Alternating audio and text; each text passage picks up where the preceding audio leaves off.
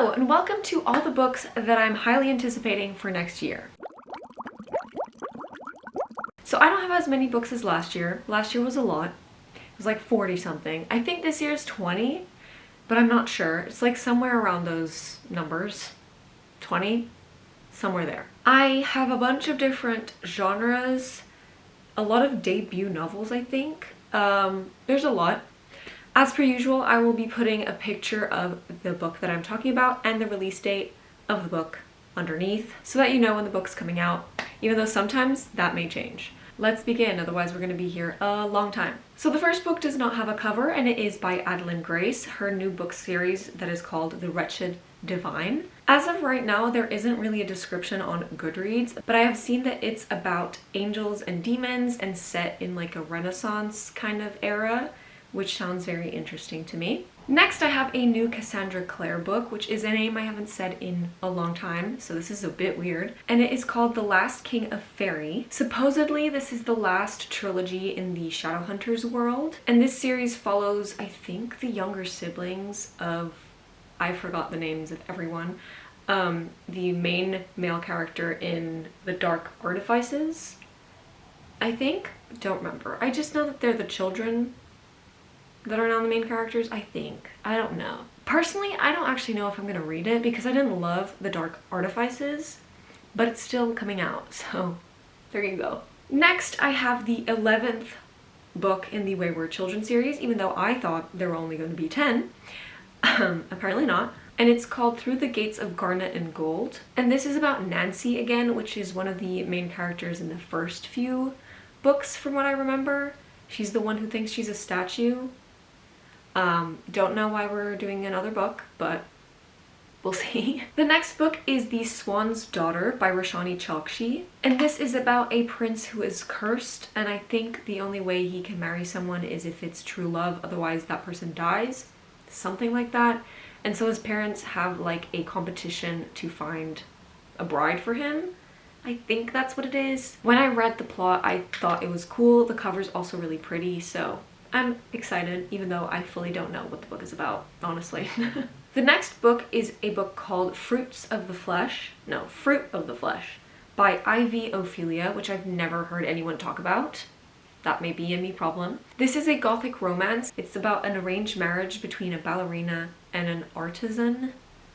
Am I saying that correctly? Don't know. And it's set in the early 1900s, so sounds fun. Next, I have The Poet Empress by Shen Tao. And this is about a woman who is forced to become a concubine, and she enters into this like weird ass competition to become the main empress lady between the like 30 concubines. And at the same time, the prince is like a really evil person, I think.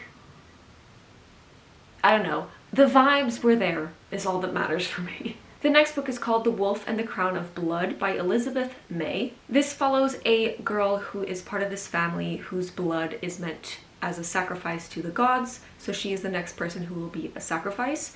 And we follow an immortal assassin who is an assassin for the gods, and he is tasked to kill this girl, except he can't because of course they're gonna like each other. Sounds fun and fresh. Next, I have a romance called Love and Other Experiments by Hannah Brome, I think. And this is for fans of Ali Hazelwood, obviously. It is about two neuroscientists who have to pretend that they're dating. That's all I need. Next, I have Queen of Faces by Petra Lord. And this is about a world that you can switch bodies. I think the richer you are, the more often you can switch bodies into better bodies. And so we follow a main character who is in a rotting body, and she really wants to get into this academy for assassins, I think. But she ends up not being accepted, so she is forced to steal a body to replace her current one, but she is caught by the headmaster of that academy, and because of that, she enters a deal with him to become like an assassin for him. Don't remember, but it sounds fun. Next, I have A Wicked Onyx by Debbie Cassidy. And this is once again another like magical academy book. I don't fully know what it is about other than an academy and death, but it sounded interesting, and I'm really into academies for some reason. You will see it will be a trend, there's more. Next, we have the third book in the Prince of Sin series by Carrie Maniscalco. I have not read the first two, but I want to. It is called Throne of Nightmares. I don't know what the original series is about, but you are informed. Next, I have Music in the Shadows, and I'm gonna butcher this name. Shweta Kistan.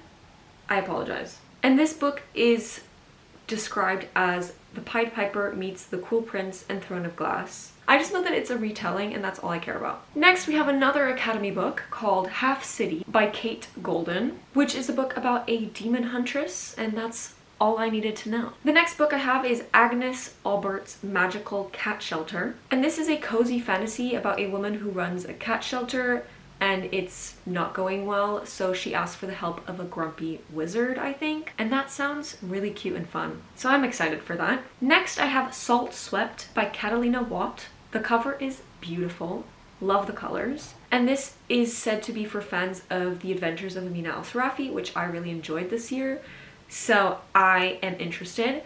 It is supposedly about a group of people and pirates and stuff, and I don't know. It just says like ragtag crew or something. Sounded interesting, and because it's marketed for fans of Amina Al-Sarafi, I want to read it. Next, I have Lady Tremaine by, I'm sorry again, Rachel Hockhauser? Don't know. And this is a retelling of the Cinderella story. Lady Tremaine is the evil stepmother, and it is her story of the struggles of being a mother, I think. I found it interesting. It has really high reviews so far, even though it hasn't come out, but you know. So I'm interested. It has 200 reviews already. Next, I have Midnight on the Celestial by Julia Alexandra. And this is about a woman who can summon ghosts, I think. I think this is a thriller slash fantasy, I don't know. But she has to either give up her gift or work on this magical boat. Don't know. I don't know. All that I know, it's about a boat with ghosts and a woman who can see ghosts. And we're back with another Academy one called Daughter of Crows by Mark Lawrence, which is about an academy that creates people or things that are gonna enact revenge. I think it's retribution in the description, but it doesn't matter. And out of all of the students that enroll, only like 3 of them come out alive. And usually people are sold into the academy, except for our main character. She sold herself. And that's all that I know.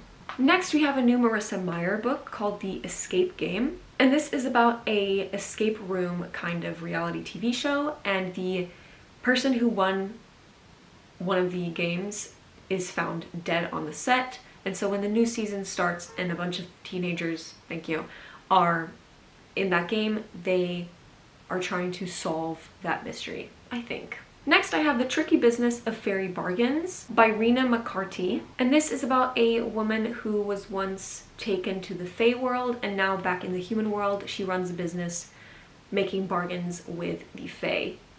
And there's some sort of a mistake that happens, so she has to return to the Fae world and stuff. Don't know. I just know that the author, I think, wrote The Spell Shop, so I'm excited. Next, I have Happy Ending by Chloe Leese, which is about 2 people whose exes are dating, so they pretend that they are dating. And the exes believe it, so they invite them on like a holiday together, so they have to really pretend. And that's all that I know. Next, I have the sequel to When the Moon Hatched by Sarah A. Parker called The Ballad of Falling Dragons.